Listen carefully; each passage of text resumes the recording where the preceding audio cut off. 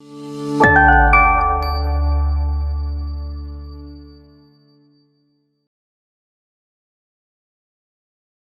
Friends, आज दोस्तों मैं टॉपिक लेके आया हूँ ऑब्स डॉपलर टेस्ट। अपना वुमेन और जच्चा बच्चा की सेहत के लिए एक बहुत ही इंपॉर्टेंट टेस्ट होता है जिसको मैं आज आपके साथ डिस्कस करूंगा। तो दोस्तों, ऑब्स डॉपलर टेस्ट ये यूजुअली एडवाइस किया जाता है जब आपका थोड़ा सा हाई रिस्क प्रेगनेंसी होती है, जब आपका लास्ट ट्राइमेस्टर यानी कि 28, 30, 32 वीक्स के आसपास यूजुअली टेस्ट एडवाइस किया जाता है। दोस्तों, ये क्यों टेस्ट एडवाइस किया जाता है? दोस्तों, बहुत सारे लोग तो सोचते हैं कि ये कलर डॉपलर होता है तो उसमें बच्चे की कलरफुल इमेज देखी जाती है। तो ये शौकिया चीज के लिए, बच्चों कलरफुल इमेज देखने के लिए नहीं होता ये टेस्ट। ये बहुत कॉमन परसेप्शन होता है कि कलर डॉपलर इमेज होगा तो मेरा बच्चा कलरफुल इमेज में देखा जाएगा, उसमें 3D 4D इमेज में देखा जाएगा, मुझे सारा उसको पहचान, उसका मैं गाल देख लूंगा, वो कैसा दिखता है, अपीयरेंस देख लूंगा। इसलिए नहीं होता है टेस्ट। ठीक है, डॉपलर एक फिनोमेना होता है जो ब्लड को देख लेता है, ब्लड को स्टडी कर लेता है, ब्लड फ्लो को स्टडी कर लेता है। तो इस टेस्ट में दोस्तों कुछ नहीं होता है, जो मम्मी का माँ के थ्रू जो बच्चे को जो ब्लड फ्लो होता है, जो ब्लड मिल रहा होता है, उसको स्टडी करते हैं कि क्या उसमें कोई कमी तो नहीं है। और ये दोस्तों क्यों कराया जाता है टेस्ट? बहुत ही इंपॉर्टेंट इसका क्राइटेरिया होता है कराने का। ये मतलब कोई ऐसे ही कि मतलब रैंडम करा लिया जो आम जनता परसेप्शन है, तो ये ऐसा नहीं होता है। बहुत ही स्पेसिफिक टेस्ट है और इससे बहुत ही दो इंपॉर्टेंट डिसीजन होते हैं। एक तो कि क्या मोड होगा डिलीवरी का, ठीक है, क्या ये माँ जो है ये नॉर्मल डिलीवरी करवा पाएगी, ठीक है, या ये सिजेरियन में जाएगा। तो इसका बहुत इंपॉर्टेंट फैसला होता है और कब कराना है। ठीक है, इसलिए लास्ट में होता है, थर्ड ट्राइमेस्टर में। हम आज बच्चा डिलीवर कराएं, आज से 7 दिन बाद कराएं, आज से 2 हफ्ते बाद कराएं, तो ये दोनों चीजें बहुत ही क्रिटिकल होती हैं। ठीक है, सारा जो बच्चे की हेल्थ जो होती है लास्ट में उसी पर निर्भर करती है। ठीक है, तो ये जो दो इंपॉर्टेंट फैसले होते हैं, ये इसके लिए टेस्ट कराया जाता है। ठीक है, तो आज हम लोग बात करेंगे, इसको हम लोग स्टडी करेंगे। तो दोस्तों, ये जो डॉपलर टेस्ट होता है ये अल्ट्रासाउंड मशीन पर ही होता है। ठीक है, ये डॉक्टर है अल्ट्रासाउंड करने के लिए, ये अल्ट्रासाउंड मशीन है, ये प्रेग्नेंट लेडी अल्ट्रासाउंड आप सब करा ही चुके होंगे, तो और कुछ स्पेसिफिक नहीं। मशीन जो होती है वो अच्छी क्वालिटी की डॉपलर मशीन होनी चाहिए और कोई प्री रिक्विजिट नहीं है। तो और इसमें थ्योरेटिकल थोड़े बहुत कहते हैं वो है, बट प्रैक्टिकली कोई रिस्क नहीं होता है। बच्चे को, माँ को कितनी बार भी कराया जा सकता है। कोई ऐसा बच्चे आज तक कोई ऐसा इल इफेक्ट माँ या बच्चे पे इस टेस्ट की वजह से नहीं किया गया। बहुत सारे लोगों में होता है कि सर मेरा 2-2 3-3 बार ये टेस्ट कराया जा रहा है तो मेरे बच्चे में कोई प्रॉब्लम तो नहीं होगी। तो नहीं, इस टेस्ट की वजह से ऐसा नहीं होगा। और रेडियोलॉजिस्ट या गायनी की डॉक्टर, ऑब्स गायनी की डॉक्टर जो होती है वो ये टेस्ट करती है। यूजुअली अगर प्राइस की बात करें जाए, डिपेंड करता है, निर्भर करता है कि कौन से जगह पे हो रहा है। तो ये अमूमन 1800 से, ये प्राइवेट सेटअप का है, गवर्नमेंट में चीप रेट हो भी सकता है। तो ये 2000 से लेके 3000 3500 तक का होता है ये टेस्ट। और आपको इसके लिए कुछ खास प्रिकॉशंस अगर बोला जाए कि खाली पेट जाना है, पानी पी के जाना है, ऐसा कुछ नहीं है। आप अच्छे से कंफर्टेबली, अच्छे से ड्रेस्ड होके जाएं, कंफर्टेबल कपड़े, लूज कपड़े पहन के जाएं, क्योंकि आपको पेट जो है इस प्रकार से एक्सपोज करना रहेगा। और आप खा पी के जाएं, ठीक है, खाली पेट बिल्कुल ना जाएं। ठीक है, रिलैक्स कंफर्टेबल होके जाएं, अपॉइंटमेंट लेके जाएं आराम से। जो टेस्ट होता है ये 5 minute, 10 minute, 15 minute, 20 minute, 25 minute तक चल सकता है। हो सकता है आपको थोड़े समय बाद फिर बुलाया जाए, हो सकता है आपको नेक्स्ट डे भी बुलाना जाया पड़ सकता है। अगर बच्चा बहुत ज्यादा मूव कर रहा हुआ तो हो सकता है बार बार आपको बुलाया जाए। ठीक है, तो ये सारे कोई विशेष प्रिकॉशंस नहीं है। मैं एडवाइस करूँ, बहुत लोग खाली पेट आ जाते हैं, तो ऐसा नहीं है। आप अच्छे से कंफर्टेबली होके, एकदम कंफर्टेबल होके जाएं। और कोई इन्वेजिव नहीं है, कोई झटका करंट ये सब लोग सोचते हैं, तो ऐसा कुछ नहीं होना होता है। बड़ा सेफ टेस्ट होता है। ठीक है, तो दोस्तों अगर हम लोग बात करें अब क्या स्टडी करते हैं इसमें, दोस्तों हम लोग जो बच्चों को जो ब्लड फ्लो हो रहा होता है वो स्टडी करते हैं। तो हम लोग समझते हैं कि ये जैसे ये वूम है, गर्भाशय, यहाँ पे बच्चा होता है। ठीक है, प्लेसेंटा, ठीक है, ये प्लेसेंटा है।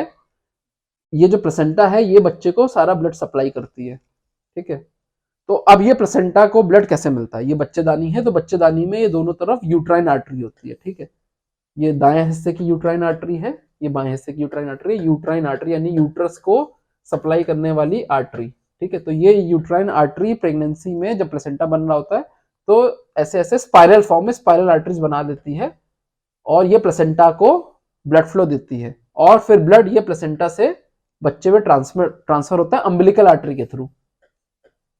अम्बिलिकल आर्टरी आगे मैं बताऊंगा अभी। तो अब आप समझ रहे हैं, इसी सबसे सारा ब्लड जो है यहाँ से फिल्टर होता है। प्लेसेंटा काम होता है कि ब्लड को बच्चे के अनुकूल कर देना।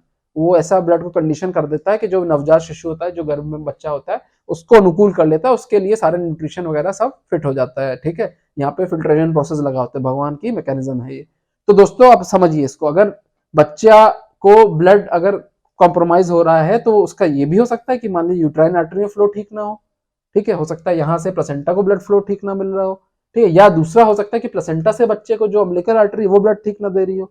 तो इस टेस्ट में ये जो यूट्राइन आर्टरी है इसको स्टडी करेंगे, दाएं की, राइट यूट्राइन, आपकी रिपोर्ट में लिख के आएगा, राइट यूट्राइन आर्टरी की वैल्यू लिख के आएगी, लेफ्ट यूट्राइन आर्टरी की वैल्यू लिख के आएगी, अम्बिलिकल आर्टरी की वैल्यू लिख के आएगी। तो ये सब कि प्रॉपर चैनल के थ्रू ब्लड जा रहा है कि नहीं, ये स्टडी करेंगे।